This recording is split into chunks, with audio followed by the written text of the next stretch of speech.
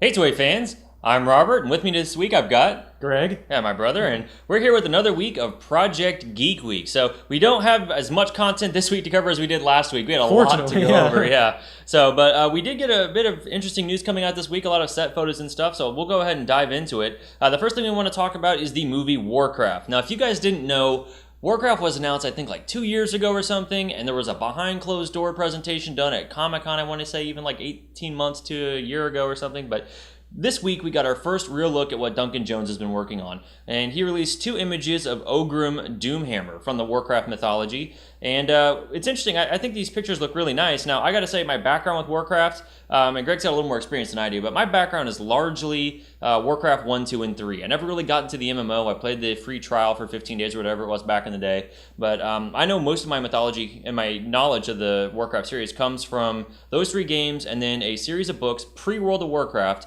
that were just the Warcraft trilogy, especially book number 2, the Origin of Thrall, written by Christy Golden. So that's my knowledge of Warcraft. So I know who Ogrim Doomhammer is because of those books. He's the guy who wears black and gold armor and gives Thor the armor basically when he dies, and that's how, or Thrall gives Thrall the armor when he dies, and that's kind of when Thrall becomes the leader of the Orcish Horde. So I was kind of surprised to see in these images that Ogrim was like human flesh colored and he wasn't green. Mm-hmm. None of the history that I'm familiar with actually mentions any of that. So first of all, I guess my opinions of the photos are they're really cool, but I'm a little confused by the skin tone. And Greg, I guess let me know your opinion on it. Maybe explain for us why Ogrim looks like that. Well, I don't know that that's explained at all in the games. And in fact, I haven't played WoW since, I want to say Wrath of Lich King was the last expansion I played, and they've had 2 or 3. That was like the second one, right? Second, it was somewhere around there, okay, yeah. But they've had 2 or 3 expansions since then, so I'm kind of out on the story at this point. And I know that there's a new main antagonist guy. I can't remember his name. So Arthas isn't the guy anymore. So in Wrath of the Lich King, you fought the Lich King, which had been essentially Arthas became the Lich King in the Frozen Throne, Warcraft 3: The Frozen Throne. So he was there at that point. But now the main antagonist is this orc guy, and again I can't remember his name, but he's essentially, I think in one of the previous one of the expansions I didn't play, he decided to go back in time and try to change everything. Okay. So it's possible some of this new lore comes from there. Okay. But as far as I mean, since I don't know the story from the games, I had just assumed when I saw the picture that, they're going with the flesh tone orc this time versus making them green and kind of requiring a little bit more suspension of disbelief, which I didn't have any problem with that. And I thought the look of Doomhammer was really good. So yeah, I'm definitely eager to see where that's going, and I'm a big fan of Duncan Jones, at least of the movie Moon. I never saw. I think Elysium was the follow-up to that. No, Elysium was the District 9 director. Yeah. I'm thinking of what was the other one he did? Was that Source Code? Oh, was that? Yeah, I think that's right. Yeah, okay. So I never saw that one. I did see Source Code. Okay. So Source Code was a movie that was basically like half your episodes of Star Trek The Next Generation that had to deal with time loops. Okay. But I think the movie did it very, very well, and it didn't feel old or stale to me like I thought it would when I was going into it. Yeah. So I'm optimistic. I mean, this movie's been in development hell for a decade now. So. Yes. I mean, when Sam Raimi was attached to it, I mean, it just wasn't getting done. But we didn't know a lot about the story about this movie going into it. So I got to say, I'm really excited that Ogrim Doomhammer seems to be the image that's being released. Thrall is my favorite character in the Warcraft saga. Even after playing all 3 of the first games, there's a lot of cool characters in there. But Thrall, I really grew attached to playing Warcraft 3. And the fact that they're showing images of Doomhammer leads me to wonder whether this new villain that, again, I can't remember the name of, is even going to be in the movie. Yeah, I wonder. So I don't know what the story's going to be at all. So I think it'd be cool, and again, complete speculation. I think it'd be cool if the story starts in Draenor, or Draenor, however you want to say it, and then they actually go through the portal maybe, and then meet humans for the first time, and we kind of get our actual clash in the war. And I don't know if that means we'll see Medivh or any of those other characters. Maybe it'll follow the story of the first game. I don't know, but the Dark Portal didn't exist in the first game. But yeah, anyway, so I'm just really excited to see kind of how all that plays out. Yeah. So really cool photos, guys. Definitely check it out if you haven't seen it or you've seen it in the video already. So moving onward, we are going to talk about Suicide Squad. So before we talk about the photos that have come out, let me go ahead and touch on a viewer question. Randy has actually asked us, what do you think about all the leaked Joker images? Do you like the new look or feel like it's gone too far? So as we talk, I'm going to put up some images of Joker. Some set photos have come out that show Joker kind of like a couple weeks back. We got that image of like shirtless Joker with what we called like the prison tattoos or whatever. Lots of tattoos. And he was like grabbing his hair. And shortly after that image came out, there was some rumor on the internet that those weren't really tattoos, that was done stylistically to mimic word bubbles and stuff like you typically see around Joker. Well, this image pretty much confirms that those are in fact his tattoos. He's wearing a shirt, and I think this is interesting too. A lot of the images we saw, Joker had a red or a purple shirt. It changes color in different images. That's unbuttoned, so he doesn't have like a tie or anything. He doesn't have like that typical clown look that he's got, but you can tell in his skin around his neck that those tattoos are definitely there. There's also some other images that have come out of Joker with a sequin silver jacket, which I honestly kind of like for this guy. I think that's a really interesting sort of way to take the character. And then he's got a purple car. Now, granted, this car could have just been at that particular scene where they're at, and we'll never see it in the movie again. But I think it's pretty cool that Joker seems to be driving a purple Lamborghini. Yeah, well, and okay, so as for the question of are they going too far? Yes. So it's hard for me. Like I've heard a lot of criticism of the new Joker look on. I have too, actually, in internet forums and things like that. It's hard for me to just look at the image and be like, no, this is no good, you know? And I said this when we talked about the Joker previously. I really need to see him in action first. Agreed. Before I can pass judgment on that, because it's possible Jared Leto could pull it off. And I'll be like, wow, that was a really interesting take on Joker. The look does not off-put me as much as it seems to off-put other people. Yeah. But I would say the fact that he's driving a purple Lamborghini, that's very strange. Like that's not. I saw someone comment, "Oh, that's just like perfect for the Joker." For me, that doesn't really fit. Right, the Joker doesn't typically have a car. And especially like a very high cost sports car. Yeah, like that just doesn't seem like the Joker to me. But I don't know. We'll see. I'm hopefully optimistic. But we'll have to see as more information comes out, maybe more trailer. We haven't even seen any live action footage. No, we haven't. Suicide Squad yet, so I doubt. Well, they're filming now, so it's possible it'll show up at Comic-Con if DC really wants to own Comic-Con, because Marvel Studios has already said they're not going to be there. That's Marvel Studios, not Marvel Comics. Marvel Studios says they're not going to be there, so DC's basically got their chance to really wow us with whatever they got. But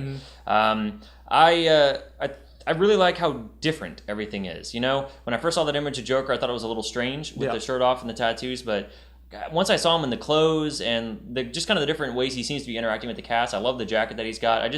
He really seems like he's going to be just a total wild card of a character. And there's even a scene where he's kind of smiling while furious, and I just feel like, okay, this is a guy who seems like he might seem really kind of like one of the nice, or not the nice guys, but like the cool guy at the club, and then you do something wrong and he just like flips on you and goes nuts. I completely agree, and I think that really, more than anything, seems to be what DC is going for right now, doing something different. Yeah.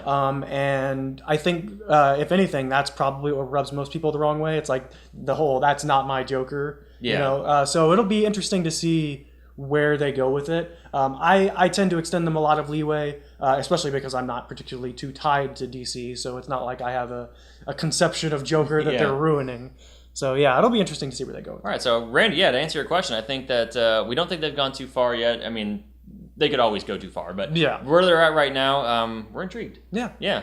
So thank you for that question. And guys, if you want to send us questions, definitely send us on Twitter. You can Twitter me or tweet me at D21B. So you can tweet Greg at Yoshima247. And just make sure you hashtag Project Geek Week when you send us a question so we know to find it before the show. So let's go ahead and move on. We had some Captain America set photos come out. Now, do we want to put like a spoiler warning and actually discuss this? Or? Let's go ahead and put a spoiler warning here.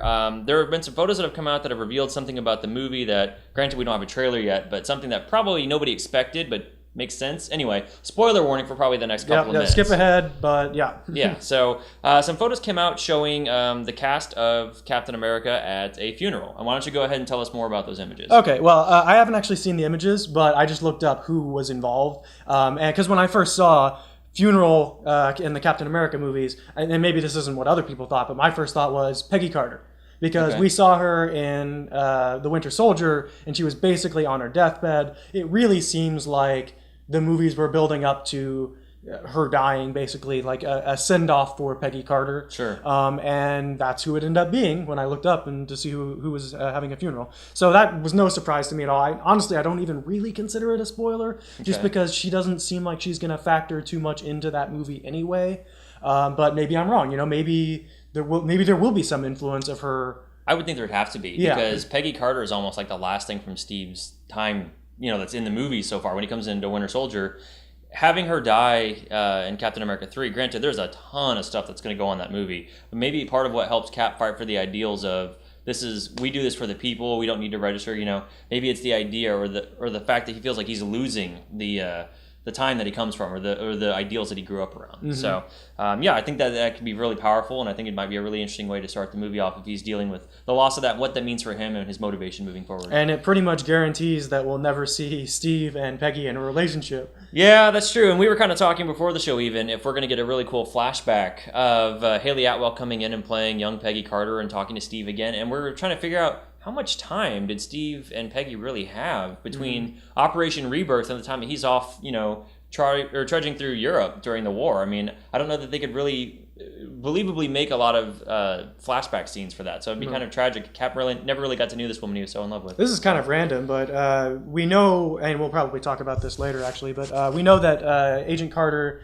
is going to get a season 2. In fact, I don't think it's in the notes. We did talk about that last week. We did talk about it last week, but I was just thinking while we were sitting here, Steve can't show up in season 2, but you know who can? Bucky. Oh, yeah, and there's at least precedent for that in the sense that the actor who plays Bucky, and man, his name's escaping me at the moment, he was a recurring character on the ABC show Once. Mm-hmm. He played the Mad Hatter. Okay. And there was talk of him being in a Mad Hatter spin-off television series around the time that Captain America the Winter Soldier was filming, but I don't think he was able to do it because of his commitment to Winter Soldier. So I would say the point is he's a television actor who got to be in a movie. Mm-hmm. So I suppose, it wouldn't be beneath him to come back and do a television role again. Is Bucky confirmed for Civil War? Yes. Okay, so we know he's at least going to be in that movie. Yeah, but let's pretend Bucky dies. I mean, this is still in the 1950s when Peggy Carter's new series takes place. Well, exactly. Yeah. I was thinking instead of a relationship with Captain America, what if Peggy ended up in a relationship with the Winter Soldier? Oh my. That would really put an interesting twist on things. That would, especially for if you went back and watched the Winter Soldier with Peggy there on her deathbed, basically, talking to Steve. The implications are just amazing from that. I can't see them doing that, but that's a really interesting idea. And especially because we know that the Winter Soldier at that point in time was a full-on villain. Well, it wouldn't really fit. Now, what would be interesting is if she's hunting down the Winter Soldier. Yeah. Yeah, and maybe that's part of the reason she goes to... I don't know. We'll see. A lot of speculation. So, but while we're talking about Captain America Civil War, let's go ahead and get to our second viewer question. Oh, and we're done with spoilers now, right? Yes, we're done with spoilers. So, maybe I should put up a little graphic that says spoiler part over or something like that. But so let's move on to our next viewer question then while we're talking about Captain America Civil War, because we know that Spider-Man's going to be in the movie. Jeff asked, do we know if it's Miles Morales or Peter Parker in the next movie? Now, I think Jeff's referring to perhaps the next standalone Spider-Man movie, but obviously Spider-Man is in Captain America Civil War. It's going to be the same. So, it's going to be the same. Now, I believe at this point, Kevin Feige has even said that it will be Peter Parker Spider-Man in the Marvel Cinematic Universe, which is probably one of the reasons that Asa Butterfield's strongly rumored to be the guy who's going to be playing Spider-Man.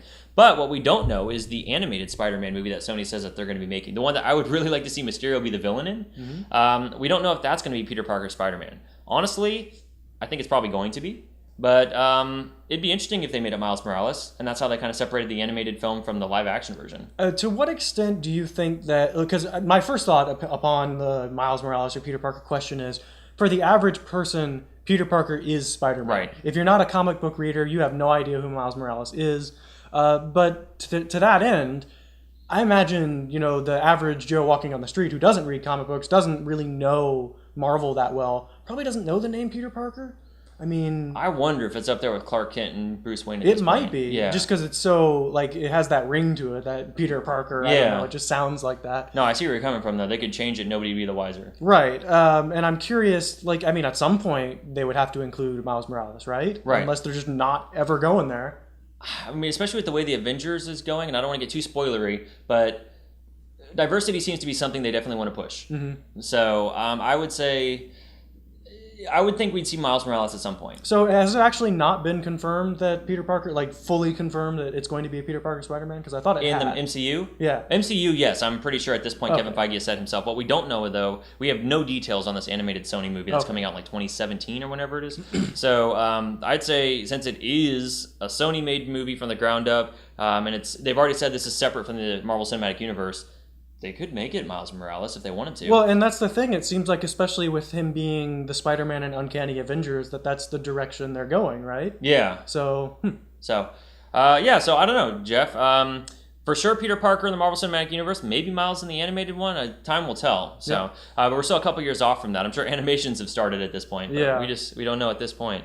So, before we move on to Star Trek 3, did we want to touch on Josh Trank being removed from the new Star Wars, the Fantastic Four director? I don't know. I felt like that was a little bit gossipy, so I didn't really include it. Well, I mean, we can just drop that and move on then, I guess. So Josh Trank got removed from the new Star Wars movie. Apparently, there were some issues with the Fantastic Four filming, and that's what we know. And that's part of the reason. And I'll say, typically with gossipy type stories or largely unconfirmed stories, that's why we didn't mention Asa Butterfield in contention for Spider-Man, because it's still everyone guessing and no sort of actual leads really on that.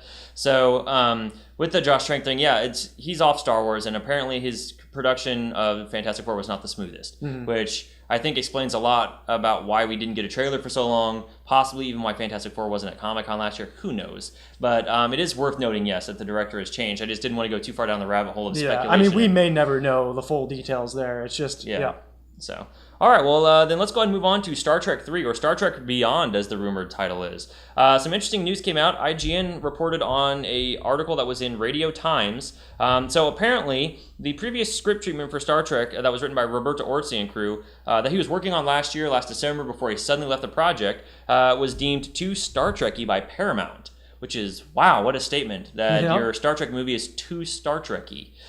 Simon Pegg was speaking on that to Radio Times, and he said that Paramount wants a movie that's more brightly colored or more inclusive to the movie-going audience. He went on to say that Paramount wants them to make a Western or a thriller or a heist movie and then populate that film with Star Trek characters. So let's talk about our thoughts on that. Well, obviously, that's not what a Star Trek fan wants to hear. Right. You know, like, you don't want to hear, make some other movie and then stick in Star Trek characters. Yep. So, all I can really say is that's disappointing to hear. Agreed. I hope that, having Simon Pegg working on it, it will be able to retain the spirit of Star Trek that we want to see. I mean, the production of Star Trek 3 so far has just been one disaster after another. Yes, it has. So, it's going to be... It's their movie to win at this point. Like, it's already a loss in most people's minds. Especially with the way Star Trek 2 ended, I think. Yeah. Yeah. So it's like they're already scraping the bottom of the barrel as far as I'm concerned. So hopefully they can put something together that's good and that at least Star Trek fans will enjoy, if not more people. Otherwise, I think that's probably going to spell the end of Star Trek in film again for another short while. Right, and possibly because the film isn't successful, the misgiven thought will be, oh, well, the films weren't successful, so forget doing a television series. Clearly, Star Trek isn't profitable. Yeah. And we shouldn't continue. Yeah, I mean, the Star Trek franchise on the whole just seems to have been horribly mishandled since Enterprise, really. Like, you had Berman and Braga doing what really should have been the best Trek yet, but they just fell into that routine where everything was so old hat that they got complacent, basically. I've heard people say franchise fatigue. I don't feel like that was it. I feel like if they had still been making good episodes the entire time with Enterprise, there would have been no franchise fatigue. Because we got good episodes towards the latter end of the series. Toward the end, there were some really good episodes that kept us hooked. If they had started with writer Manny Cotto at the beginning, who knows what that show could have done. The problem is just that for too long, the show didn't, like, from week to week, you just didn't care what was going to happen.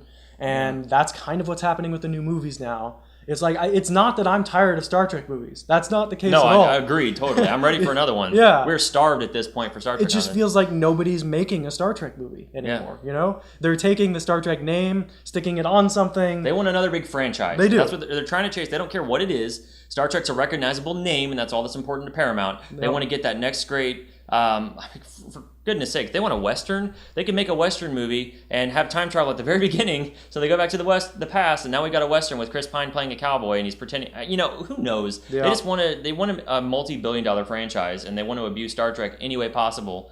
And when it doesn't fail, they're going to blame it on Star Trek, not on the movie. I actually saw a discussion about this on the Star Trek discussion subreddit recently, where basically somebody was holding up the notion that Paramount wants to take Star Trek as a $500 million movie franchise and turn it into a $1.5 billion movie franchise. And it's just like, that's not That's never been what Star Trek is. No, that's not what Star Trek is. And maybe you can do that, but if you do that, you're going to be turning it into something else. You're going to be basically taking the beef patty off the Whopper and still calling it a Whopper. Why not just create a new franchise? Yeah. Yeah. Why try something original. If your marketing is there, if your story's there, if your talent's there, you should have every confidence that movie's going to do well. Yeah.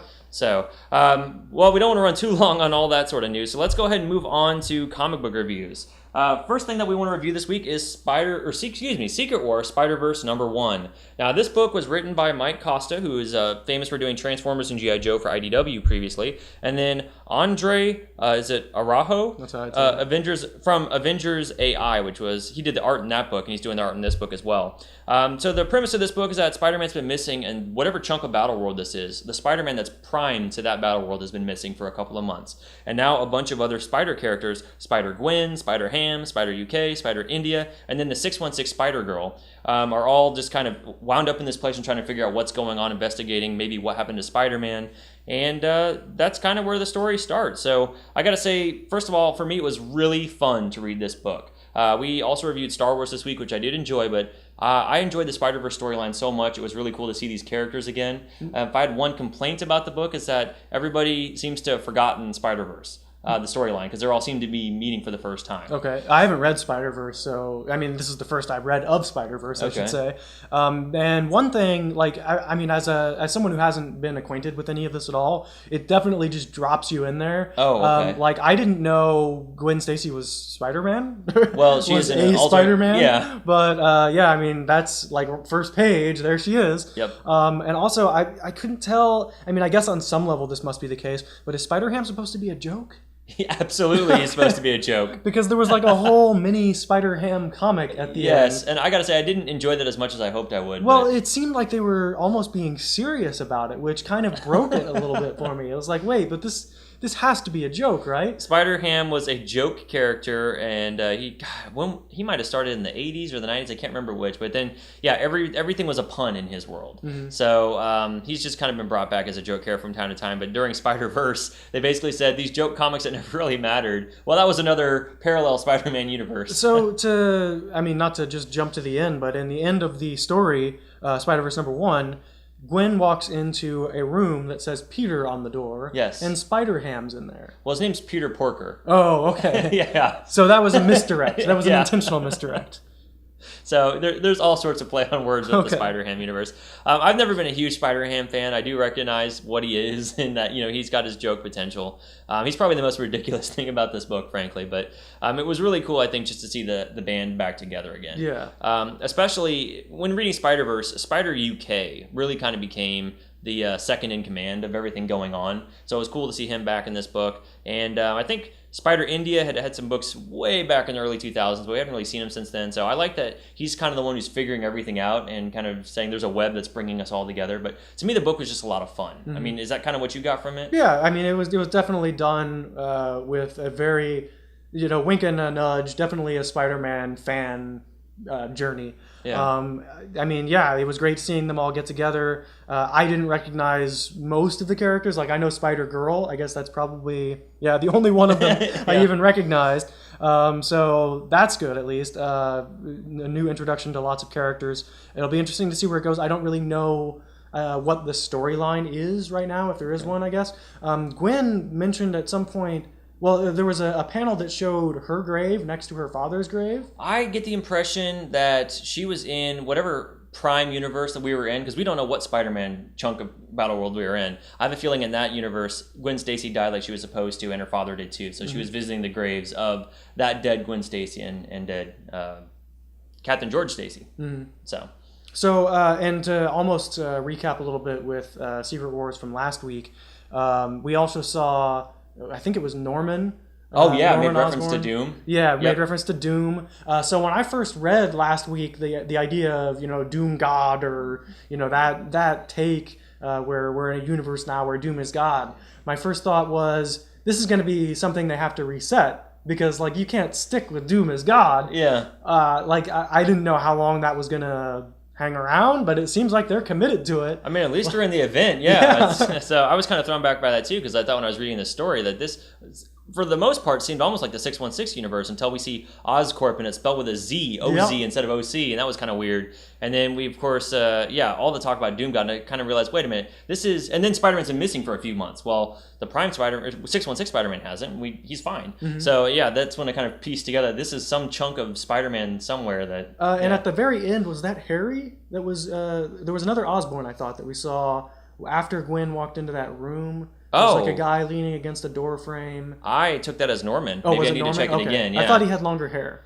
Maybe I'm misreading it, but but let's go ahead and move on from this book. But I'd say that we definitely enjoyed that book. So I highly encourage you guys to check out Spider-Verse #1. I think it's a fun read. I think Greg's kind of saying though that if you didn't read Spider-Verse, it may be a bit to jump into. Well, I think it's a good jumping in point, but you're probably going to be confused at first. Okay. I mean, it's nice to get them all just thrown in there, but there are things like I had to read a couple of the panels multiple times, just because like when Spider UK first shows up, one of the mobsters makes a reference to how he has an accent, and it's not obvious if you don't know that he has an accent that he would have an accent. Yeah. So yeah, some of it you just have to kind of figure out as you're going along. So. Okay. Well, let's go ahead and move on to our next book then. Star Wars #5. Now, we've been, of course, reading the Star Wars book the entire time since it started. Yes. We had the same creative team here, Jason Aaron on the writing and John Cassaday on the art. And one thing I liked about this book is that we get the reintroduction, I guess, or the continuation of the Ben Kenobi box. Yes. Whatever he had for Luke. So as the book's going on, we've got Han and Leia split up from Luke. And we really don't get a lot in the way of other characters. I don't think Chewbacca's in the book at all. I don't even remember seeing 3PO now that I think about it. No, it's basically Han and Leia arguing about what to do in their space predicament. And then you have Boba torturing the one guy. Well, at first he's just yelling at everyone at Mos Eisley, trying to figure out where Luke is. In fact, he doesn't know it's Luke right away. He's just looking for Kenobi. And that's what I thought was kind of interesting is even in the last issue, I don't think we knew that he was hunting down Luke. But they make it clear that he is at this point. Yeah. So I thought that was kind of fascinating. I loved every time Han and Leia are together. I think Jason Aaron just nails the dialogue between them. I had one little gripe about this book, and it's that Han really does act like kind of a buffoon at one point and get them in more trouble than he needs to. Yeah, because they transmit those codes, and he decides, I'm going to try to take off. And they were about to get through, and he ends up getting them in much deeper trouble. Did that seem like Han to you, or did it seem a little more zany than Han might have done? Well, I mean, it did seem strange. Like, that was another case where it's like I went back and reread those panels because I was like, wait, did I miss something? Yeah. You know, so yeah, that maybe that was out of character, or maybe it was just I didn't expect him to do that. But. Yeah, I mean, maybe that's supposed to be his moment, like in the first Star Wars episode 4, where he's at the controls and the guys are like, we detect firepower down there. Is everything fine? He's like, we're all fine here. We're fine. Don't send anybody, thanks. And he just blasts the console. Yeah, because he calls over and he says something like exactly like that, basically.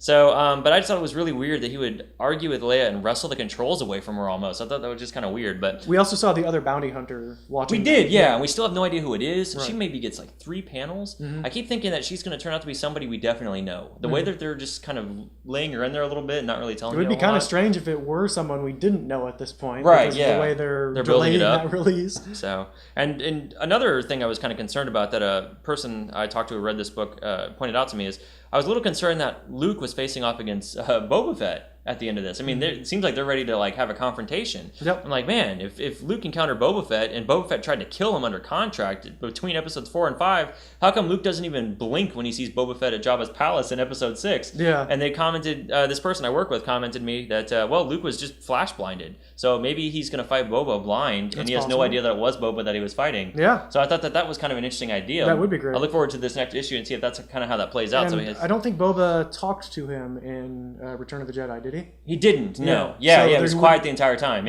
Wouldn't have the voice recognition either. But we still don't know what's in the box. Nope. Right? Still holding on to that one. I really wonder at this point what that's going to be. I mean, is it going to tell Luke about Dagobah? Does he know about Dagobah yet? Because when you watch episode 4 and then go to episode 5, when episode 5 starts, Luke's all about getting to Dagobah. And I can't remember, is that from a vision he has from Kenobi, or is that just he knows he has to get there? Well, and he mentioned in this book that he can hear Kenobi talking to him, too, yes. Which I don't know if that's like the first in-universe mention, if you go from... Well, I mean, you wonder, because at the end of Star Wars 4... Kenobi says use the Force, and it's almost like Luke hears him saying that as he goes to fire on the exhaust port. At that point, though, it could have just been... I mean, I know in the movie it's pretty much made clear that Obi is talking to him, but on a personal level, it could just have been... Luke could have interpreted that as remembering Obi's warning. The other thing, I guess I was trying to think like what else would be in that box? And I don't know the Star Wars universe well enough, I guess. I don't either. I mean, and I was just thinking, like, could it be maybe, holocrons? Yeah, a lightsaber. I don't know. Yeah. Well, it remains to be seen. I guess we'll have to come up with some good theories before they finally reveal. All right. So maybe we have to rewatch the original trilogy. And dude, if you guys have any theories, let us know in the comments, because I mean, we have not read a lot of expanded universe stuff. I think my exposure to Star Wars is the Force Unleashed games, the movies, and really that's probably it as far as expanded universe. So if you guys have some ideas out there, toss them our way in the comments, and we'd be glad to check them out and kind of see what you have to say. So, but both I think Spider-Verse and Star Wars 5 are great reads this week, so definitely check those out. So moving on then, let's go ahead and talk about Geek TV this week. So got there quickly. Yeah. So Flash. This was the finale of Flash. Yes. So we both watched Flash this week, and I am somebody who's not been able to stick with Flash the entire season. I saw the episode with Mark Hamill because I just had to, and then I've watched the finale. Now, I warned you before watching it, this is one of those episodes that's really more payoff for people who've seen the whole season. Yes. I mean, there's probably 45 minutes of just people talking, and then the action starts. That said, how did you feel about it not knowing, really, not having earned those releases? Right. Well, granted, we have reviewed the show each week, so I've heard a little bit from time to time. I knew Harrison Wells' name without really having seen him. Mm-hmm. I would say the only part of the episode that fell flat for me, which had a payoff later on, was that girl that was into the police detective, and I'm sorry I don't know their names, Iris, and then the guy she's into, they have a scene devoted to them for quite a while. And I was just kind of like, okay, here's two characters I still relatively don't know. Mm-hmm. But outside of that, I mean, the guy who was on NYPD Blue, or was it Law? No, the guy Jesse from Law and L. Order. Martin, yeah. He has a really emotional scene with Flash, and even though I've never really seen these guys' relationship develop, I was feeling it right there when Flash was saying, "You're my father, no matter what happens." And I really felt that. I felt, and we're talking full spoilers for the episode. Yeah, for full spoilers. So Iris's police boyfriend, when he shoots himself, I felt that. Dude, I was like, that shocked me. Like, I typically, there are things where I can see, like when we watched Daredevil, I was like, I saw this coming, I saw that coming. Yeah. I did not see that coming. Like, I was not ready for that, even though there's hints earlier. Martin Stein tells him, you're the wild card. Yeah. And it's like, I just was not ready for that. Reverse Flash is about to stick his arm into Flash, and then bang. So, it's like, wait, did somebody shoot him? No. Somebody shot themselves? Yeah. That was, so, and then another emotional beat that really got me was I had not yet really seen it play out. I guess I did a little bit in the episode with Mark Hamill, but I didn't really see it play out the whole moment when Barry's mother is killed. Mm-hmm. And man, it's like gut-wrenching when Barry goes back into the past and he sees his past, future self, whatever he is, say, don't save your mom. And then he hears it happen. Yeah. And then he goes and talks to his mom. And man, that just really, like, Grant Gustin did a lot of crying this episode, but all of it, man, was like really, really good. Yeah. I've heard a lot of talk about how Grant has really brought it as Flash, and he is like the definitive Flash now, and it's really a shame that we're going to have Ezra Miller as Flash in the DC Cinematic Universe, because you've got this great Flash on TV, and there's going to be no crossover there. Yep. It's just a shame. I would agree that the whole Eddie Iris thing is a little bit flat, and I also felt like the wedding was kind of pointless. Yeah, I didn't really care for that either. Yeah, and it seems very slapdash. Yeah, it's like, well, we're all about to die, so let's have a wedding. Yeah. So, but overall, I did enjoy the episode without having the backstory for it. A couple other notes that happened in this episode is that they, we saw the cosmic treadmill. I don't know if we've seen that before. Have we seen that? Oh, we've seen that before. It's never been referred to as the cosmic treadmill, but we've seen that treadmill a lot. And then there was also, the particle collider. I don't know what they're calling it on the show. I forget the name of it. Yeah, the accelerator. But that was really kind of an interesting thing. I don't know if they've used that before. Have they? Well, it was the accelerator exploding in the first episode is what gave everybody powers. Okay. But it's been offline since then, and last week Harrison Wells turned it on again. I guess as part of his plan to get them to help him go home. And that, if there was anything that I really didn't like about the finale, it was the fact that it was not clear to me why we're okay with Harrison Wells going home. Oh yeah. It's like, why are we letting this guy go? We've been trying all season. Well, not all season, but let's say the last quarter of the season. It's been all about let's stop Reverse Flash, and now because Barry wants to go back and save his mom, we're just gonna let him go. I mean, I guess. I mean, maybe. Yeah, I don't know. He was going to an alternate future, so what does it matter? Who knows? There was a bit where it seemed kind of like Harrison Wells or Reverse Flash, whatever you want to call him, was bargaining for they were bargaining for them to let him go home in order for him to help Barry save his mother. but it just didn't seem like that was a necessary trade. Okay. And it even comes out at the end that when Barry has enough time to go back and stop him, that they don't need that aspect of the trade. It's like it didn't seem clear to me why they were letting him go. There are lots of ways they could have stopped that, and they didn't even try. So why let him go at all, right? I mean, I don't know. Why build in this little time bubble? Yeah, right. I wondered about that. So explain that to me, because did they build that for him? And if so, I mean, I almost wondered if it was something he had previously. No, they built that. All of a sudden. Yeah, they built that in the episode. They mentioned that when Barry was like, "Cisco, I want you to help me build a time machine." Okay, that was that. I don't know why he called that a time machine. It was just a little safety bubble so he could go through the wormhole. Okay. But yeah, that's the first we'd ever seen of that. Also, we got the Jay Garrick helmet. Oh yeah, so that was interesting Flash, too. Like, do you think we'll get any detail on what that was all about? It's possible. Like, we don't know what that was all about. So Okay. I've heard some speculation that maybe the next season will start with Barry in an alternate universe where he interacts with Jay Garrick, maybe, or something along those lines. But that's just all completely speculation. We have no idea what's going to go on. Okay. We did also get previews of Legends of Tomorrow with Hawk Girl at the end, and we also got a preview image or some frames of Killer Frost. Yes. Which is funny because Danielle Panabaker, the woman who plays Caitlin Snow, has been teasing for weeks now that we would see Killer Frost in the finale. And people have been interpreting that in all manner of different ways. Yeah. It was great that it was just kind of you see a snippet of it when Barry's looking through the Speed Force and sees his past and his future and his present all as one thing. So yeah. And I got to say, too, about the Killer Frost, I'm hoping that's not the final version, because I personally wasn't impressed. Mm-hmm. So I think that there's better costumes on Captain Cold, better costumes on Flash, Reverse Flash had a better costume. So, I just hope that's like a transition moment. Yeah. So, but yeah, the finale was fantastic. And speaking of somebody who didn't stick around the entire season, granted, I am familiar with Flash outside of the TV show, and I have been doing the reviews or listening to Greg's review of the episodes week after week, but I really feel like it was a very strong episode of television, so it's definitely something that should be checked out. Absolutely. So, all right, well, let's go ahead and also, I should say, Sure. It's a great end to a great season of television. I think Flash is probably the show that I've enjoyed the most this season. Okay. Followed very, very closely by Agents of S.H.I.E.L.D., which I thought also had an excellent season.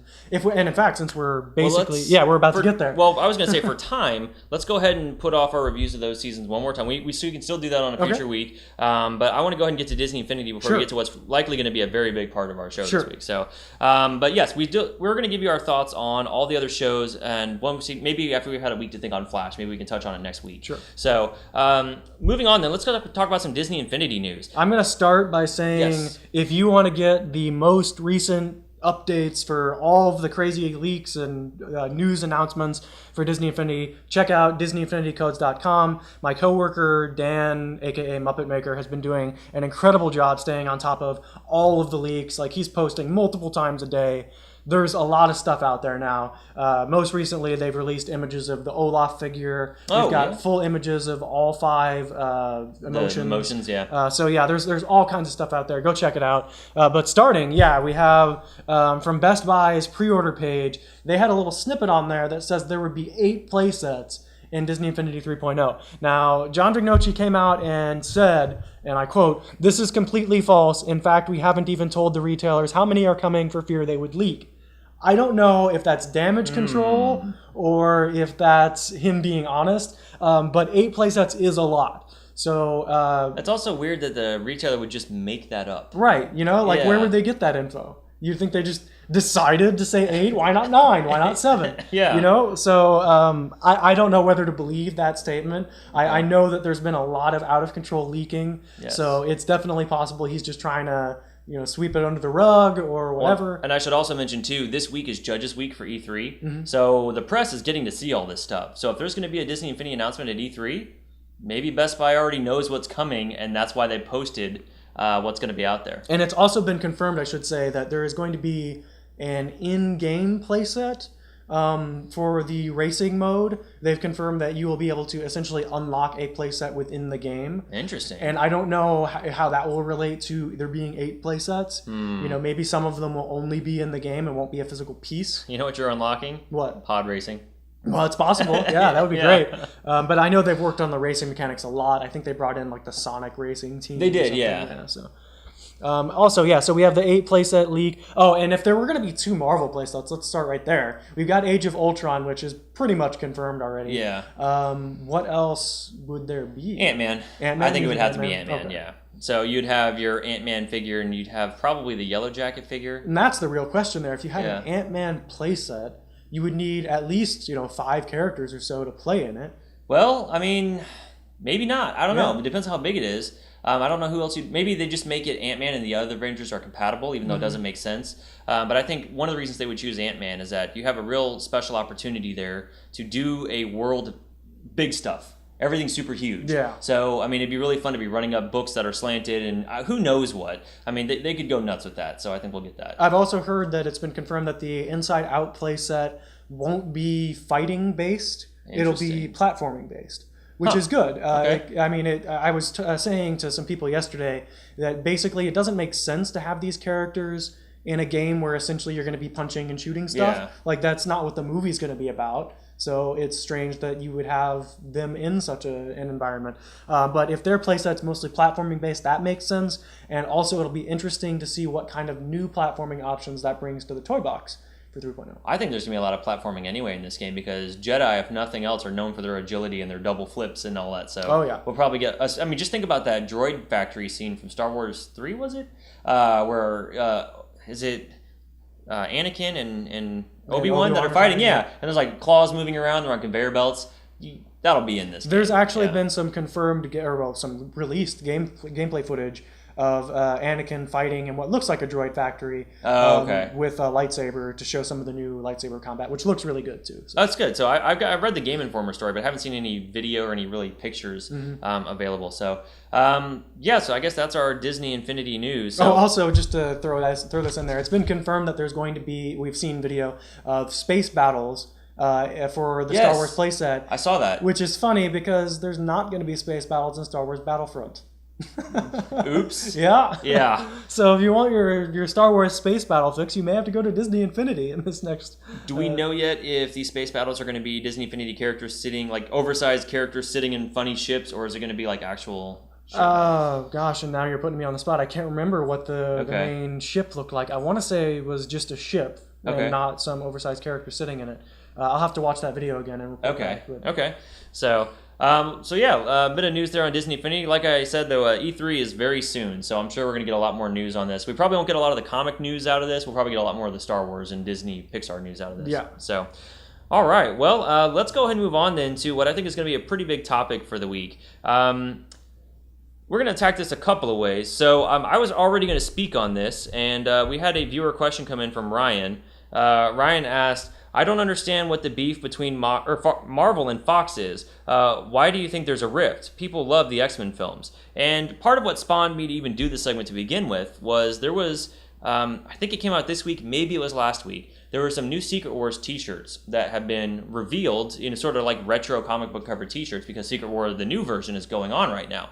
And these retro t-shirts take like issue number 1 of Secret Wars and pull off every single X-Men or Fantastic Four member who are on that classic cover. I gotta say, it's the most shameless thing I've seen them do yet. Exactly. It's ridiculous. And they replaced these X-Men and Fantastic Four characters. It's one thing to not have the X-Men be in Disney Infinity, let's say. It's one thing to not have the Fantastic Four be in Disney Infinity. It's another to remove them from classic covers. Yes. And to replace them, in some cases, with other characters. Like Black Bolt was in the place of... Yes. It's just... Black Bolt, Luke Cage, Iron Fist, characters who weren't even in the original Secret War are now on these vintage cover t-shirts. So that really just kind of set me off, honestly. I'm a fan of X-Men, a fan of the X-Men primarily. That's what got me into comics. And I've been watching this downward spiral of treatment towards the X-Men. So what I'm going to do now, and this is a little experimental, I just kind of have a list of things I've noticed as they've happened and where I think the major tipping point is and why the X-Men and the Fantastic Four are kind of being belittled by Marvel right now. And feel free to chime in with your opinion as we move through this. So, guys, I will be reading probably a lot more on this than I typically do as we talk, but I just want to make sure I hit every point that I've noticed. I gotta say, I read this list earlier and later. If you guys ever need a list of points, of, like you need to prove to someone why like that Marvel is completely ignoring their big franchises, this is the list. All right, well, thank you. So as I say here, for years, the X-Men at large have been absent from Disney Marvel animation production programs. So about 3 years ago, Marvel launched a whole new slate of animated series. They had Ultimate Spider-Man, they had Avengers Assemble, and then Hulk Agents of Smash. On all 3 of these programs, the X-Men have never been mentioned, and you never see them. You have seen Wolverine, however, and it's worth noting, too, I guess, that we had these 3 programs show up. The X-Men started with their first animated series in 1992, and their last animated series started in 2009. So we had 3 different X-Men series in a roughly 15-year period.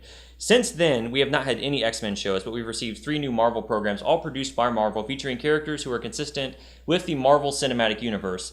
And while the X-Men haven't appeared in these animated series, Wolverine has, on a couple occasions, in Ultimate Spider-Man and Hulk, Agents of Smash. But what's interesting to note about Wolverine is in these new Disney-produced animated series, Wolverine is in his brown and yellow costume, he never mentions the X-Men, and he doesn't have an X logo on his belt. This is different from when Wolverine had previously appeared in Avengers Earth Mightiest Heroes, where he wore his classic yellow and black tiger stripe outfit with the X-Men logo on his belt buckle. And in Avengers Earth Mightiest Heroes, we even did see a cameo of Beast and Cyclops. I didn't put that in my notes here, but in the same episode that Wolverine appears, I think you see Beast and Cyclops on a video screen. Mm-hmm. So now what's noticeable about Avengers Earth Mightiest Heroes was that was an animated series that was running on Disney XD that was canceled because Jeff Loeb and his television production crew wanted this show that was produced by a third-party company to end so they could produce their animation in-house, and they said it was going to be better for the storytelling. And they insisted up front, because Avengers Earth Mightiest Heroes was a ratings juggernaut for Disney. Everyone loved it. They insisted that the continuity from the one show was going to carry over to the other. That hasn't really been true with Avengers Assemble. So it's worth noting, though, that 2 Wolverines have appeared so closely together, and one is obviously being used as sort of a just random Marvel character who teams up with the heroes, and no mention of the X-Men. So we have that. Fantastic Four have appeared at least a few times on these new Disney-produced animated series, but they haven't had their own animated series since Fantastic Four: World's Greatest Heroes in 2006. Very noticeable because Fox has the rights to the X-Men and the Fantastic Four. Disney's again downplaying the Fantastic Four. The difference here is that the Fantastic Four have at least appeared in the Disney animated series. Go ahead. I was curious, do you know if, as far as these TV shows, my understanding of the Fox contract is that if they don't make, say, a Fantastic Four movie every 5 years or every 10 years, they lose the rights to make them. It has never been explicitly stated because it was all behind door agreements. But yes, the general theory is, or the general belief is that they have what's called a perpetuity agreement. Mm-hmm. Fox has to make certain X-Men movies. That's why X-Men Origins Wolverine was called X-Men Origins Wolverine, because X-Men was in the title, they could keep making X-Men movies and keep the rights. Mm-hmm. Fox has a similar deal with Fantastic Four, where they have to make a movie every number of years, otherwise they lose the rights. Mm-hmm. They had a similar deal with Daredevil, and about 2 years ago, Daredevil was in production. They kept trying to get a movie off the ground. They couldn't do it. They were about ready to put a Daredevil movie together in about 18 months, and the clock was winding down. They hadn't started, so Marvel just said, forget it. Or Fox said, forget it. And they didn't make a movie, and within months of the rights going back to Disney, we get the announcement of Daredevil Netflix coming. Right. So that's kind of how that's going. As long as they keep making the movies, they keep the rights. Does that work for these TV shows too, or must it be a movie? At this point, all animated series rights for any property are now under Disney's umbrella. Gotcha. So they could totally be doing an X-Men cartoon. They could totally be doing a Fantastic Four cartoon. They're choosing not to. Gotcha. Because they have their own agenda. Yeah, they do. So that's what we've seen there with the animation department. Now, last year was the 75th anniversary of Marvel. Well, really, it was the 75th anniversary of Timely Comics, which was acquired and became Marvel. But the logo and all the branding for the for that event didn't feature the Fantastic Four or the X-Men. In fact, there was a logo that they kept flashing that featured, I believe it was Captain America, Iron Man, Hulk, and Spider-Man. So, and then there was a magazine that was released exclusively to comic shops for the 75th anniversary. I think it was the same week that a television special happened. This magazine had a great cover by Alex Ross, who's a famous comic book painter artist. This cover for the 75 years of Marvel featured no X-Men or no Fantastic Four. Now, granted, they were inside the magazine, but they weren't on the cover, which is what they're trying to sell you on the property with. And then, there was that TV special where they talk about the history of Marvel, starting from Timely Comics, moving through the 1960s. It was hosted by Emily Van Camp, Agent 13. That's the one we watched, wasn't it? We watched it, yeah. And they at least mention the Fantastic Four because really that was kind of the start of Marvel. Basically, it was their first superhero team. They mentioned it enough to say that's how we started, and then they never really mentioned the Fantastic Four again, and they kind of briefly touch on the X-Men, but then they gloss over it and keep going. And then in the end, it's like, oh, isn't this MCU that we're making so great? Yes, so it's very self-congratulatory, but again, completely downplayed the Fantastic Four and X-Men. So that's everything that was going on, the last few years that I've seen coming up to that anniversary special. Okay, so now let's go ahead and talk about the movies, basically. So this Marvel and Fox have kind of had, I don't want to say amicable, but they've let the X-Men and the Fantastic Four stuff exist while they've been doing their Marvel Cinematic Universe. I think largely because the films never grossed as much as like the $500 million level that the Marvel Cinematic stuff has been getting. Fox films are coming out, they're doing okay, but so while this has been going on for the last couple of years, we've still been getting X-Men property, or X-Men toys and Fantastic Four stuff kind of out there. But then and to kind of exemplify this, I guess we can say here that X-Men First Class in its entire worldwide box office run earned $353.6 million. When The Wolverine came out, its entire worldwide box office gross was $414.8 million. But then we talk about last year, 2014. Captain America the Winter Soldier and X-Men Days of Future Past came out about a month apart from each other. I think Captain America was like April 20th and X-Men Days of Future Past was May 23rd, 25th, somewhere around there. Roughly a month apart, but they were both in theaters at the same time in May, basically going head to head. The entire box office run, worldwide box office run of Captain America the Winter Soldier was $714.8 million. X-Men Days of Future Past earned $748.1 million. And my personal opinion is that Marvel was not impressed by this. They did not think this was funny. They felt genuinely threatened for the first time that Fox is using the properties that they really want, and they can't have them, and they're making more money now than the Marvel Cinematic Universe and the X-Men movies had kind of languished a little bit. They had a little bit. So they were kind of probably hoping, it's like, these aren't going to continue Exactly. to be They were just kind of waiting for them to bleed dry and they get the Nope. properties back. And I think Days of Future Past kind of proved the X-Men are here to stay, and Marvel, you're never getting these guys back. Yep. I think that's when Marvel brought the hammer down.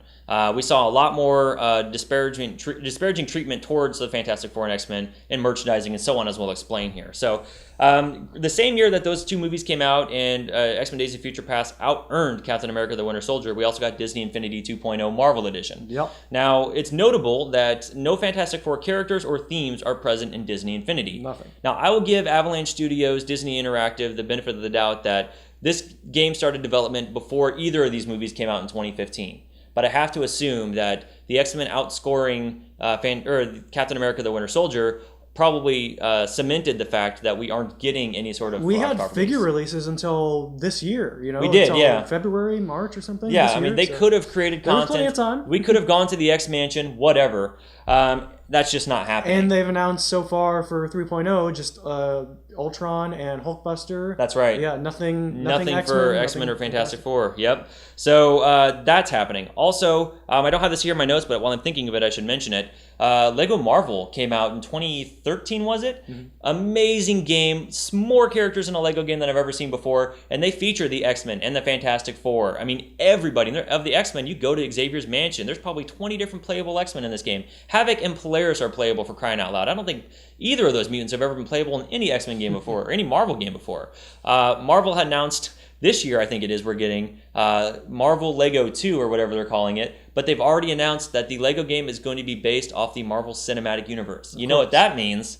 No X-Men, no Fantastic Four. So I'm hoping I'm wrong about that. They haven't confirmed any character listings, but based on the attitude we're seeing from Marvel, you might want to keep your first copy of Lego Marvel because the second one may feel a bit limited in scope. Not that we were going to get one anyway, but I guess that rules out any Ultimate Alliance.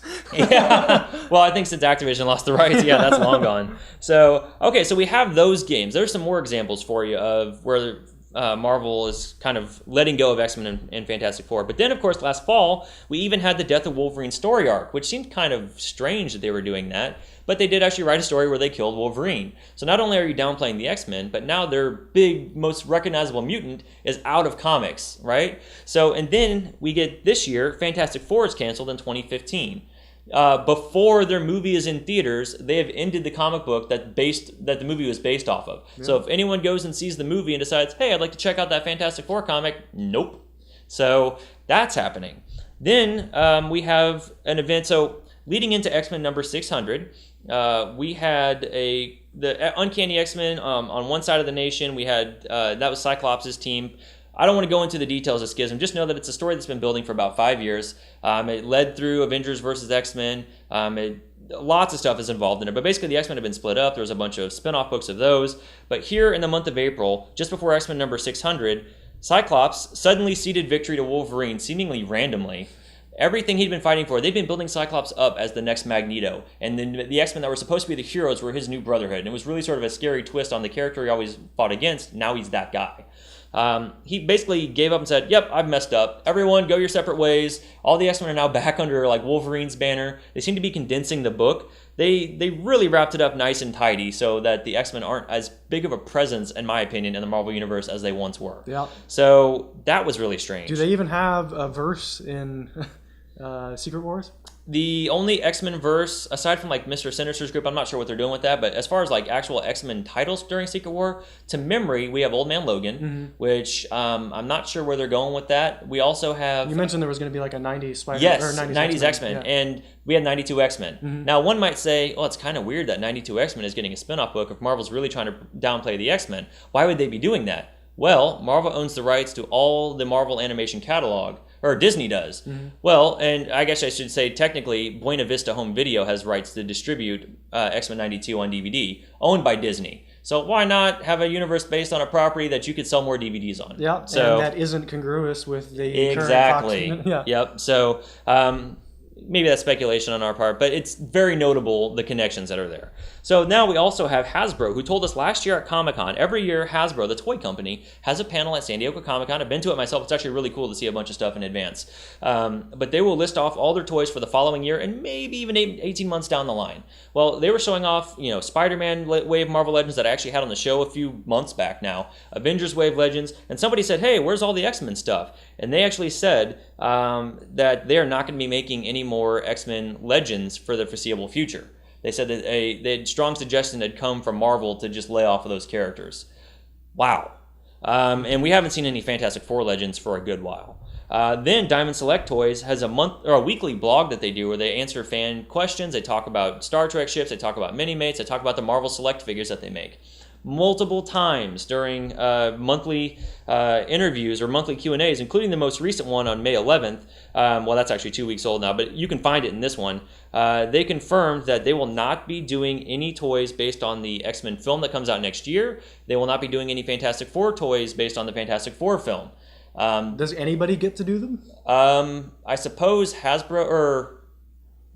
I don't know how that works out. Yeah. We might maybe get Mini-Mates based on comic book X-Men. I think right now Fantastic Four is out altogether. But you won't see, like we saw X-Men Days of Future Past Mini-Mates at the very least. You won't even see that from Diamond Select. They just can't do it. There just won't be X-Men Apocalypse figures. Exactly. Not going to happen. Yeah. That's too bad. So, yeah, it's really too bad. Moving on, Scarlet Witch and Quicksilver. We've been reviewing Uncanny Avengers. Scarlet Witch and Quicksilver are now no longer mutants. In fact, we found out that they're just normal children that were experimented on. So, granted, these characters were in the Avengers, which is probably why they're still somewhat relevant to begin with, is because they have such a storied history with the Avengers. But they're no longer mutants because... why? And then we have, there have been various comments from Marvel's Senior Vice President of Publishing, Tom Brevoort, basically stating that nothing's going on or playing down the significance of how everything appears. Speaking to Bleeding Cool in on January 13th of this year, Tom said, if you start your investigation with the result that you're looking for, you can always make the facts fit the conclusion. Seriously, if there weren't a website stirring up this stuff, and he's referring to Bleeding Cool, can you honestly say that you would have even noticed anything was happening? And I'm like, yeah, Tom, X-Men was the reason I got into Marvel Comics to begin with. And suddenly all the content's evaporating. Exactly, right? Like, what I was a fan of is becoming fewer and far between. I'm noticing this. So that's a bit frustrating that they're acting like it's not a big deal and nobody's really... Anyway, then we get Uncanny Inhumans, the free comic book day issue.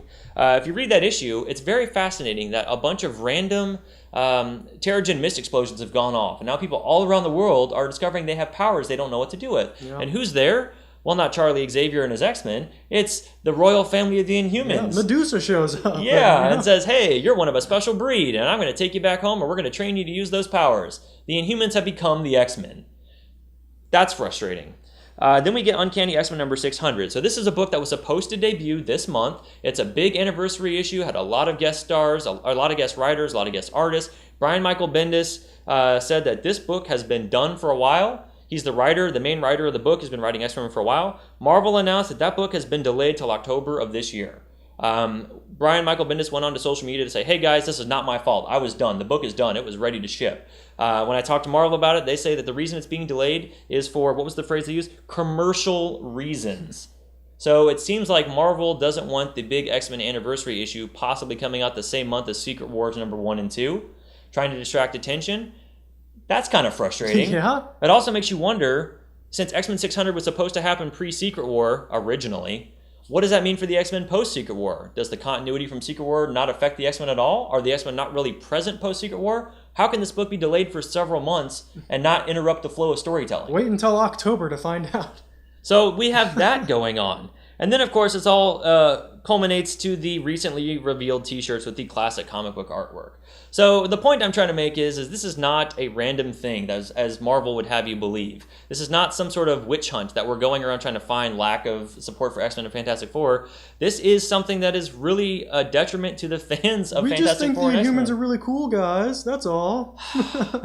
I mean, I understand corporate synergy. I understand that they want to promote the product that they have complete 100% film rights to. But at the same time, is it so bad if somebody goes watch an X-Men film and then decides they want to read the comic books that Marvel does make 100% of the profit on? Is it so bad if they want to get a t-shirt? Fox doesn't get... I mean, if they make a comic book X-Men t-shirt, Fox isn't getting any money from that. If somebody goes and sees X-Men Apocalypse and they want to get an X-Factor shirt, Marvel would get all the profit anyway. And really, those t-shirts are just the most blatant attempt to rewrite history. I mean, exactly, that's literally what it is. They're changing the comic book covers to people that were never there. Yeah, and as a fan of X-Men primarily, this has been frankly heartbreaking and frustrating to deal with over the last couple of years, and it just seems to be getting worse. And the most frustrating thing about all of it is that Marvel knows what they're doing, they're not admitting it, and they don't seem to care.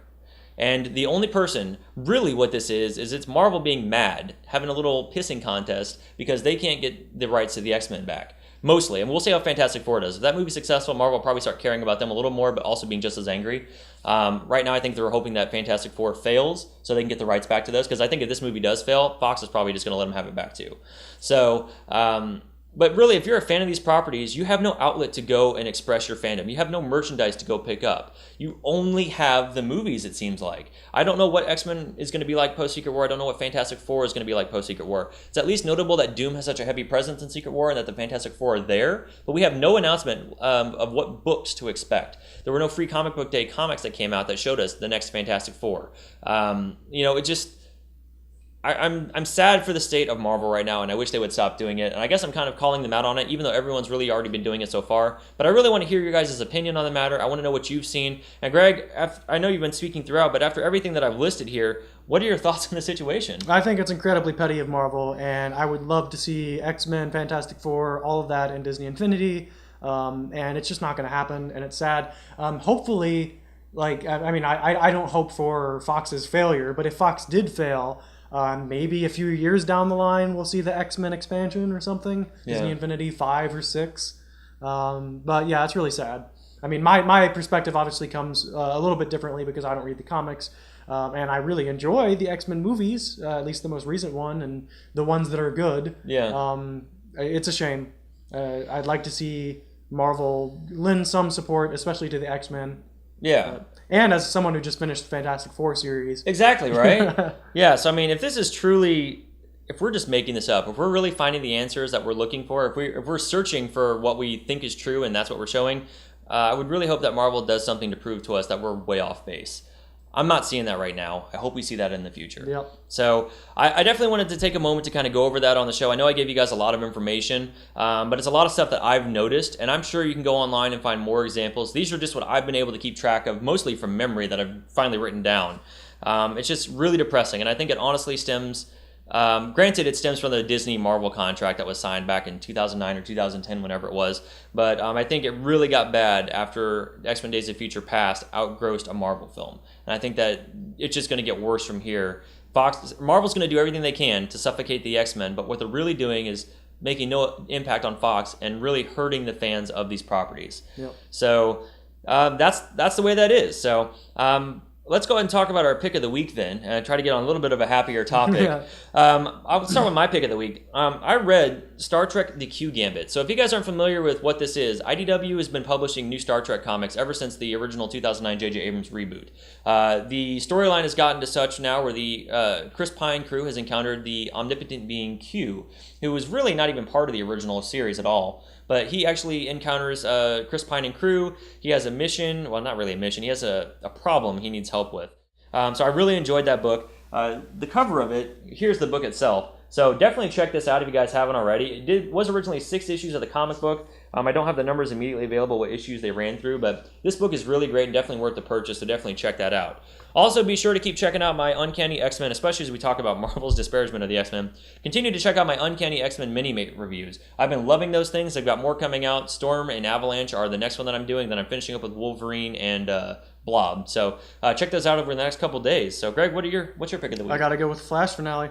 It was really the payoff. The whole season built up to it. I mean, it was... There were a few episodes here and there of Flash that I felt like were a little bit off base, but otherwise, very tight season, lots of story progression, and very satisfying ending. It's amazing that you can have an episode, a finale, with so little action, but have it still be so good. Mm-hmm. So, yeah. All right, guys. Well, that's our show for the week. You'll notice that, like last week, we answered some viewer questions this week. So, once again... Feel free to tweet your questions at us. You can tweet them at D21Beast or at... Yoshima247. We're both on Twitter. Make sure you hashtag that Project Geek Week. That makes it really easy for us to find the questions when we're putting the show notes together for the week. So we love answering your questions, and we love that you guys are watching our show. Definitely check us out next week, and we'll see you next time.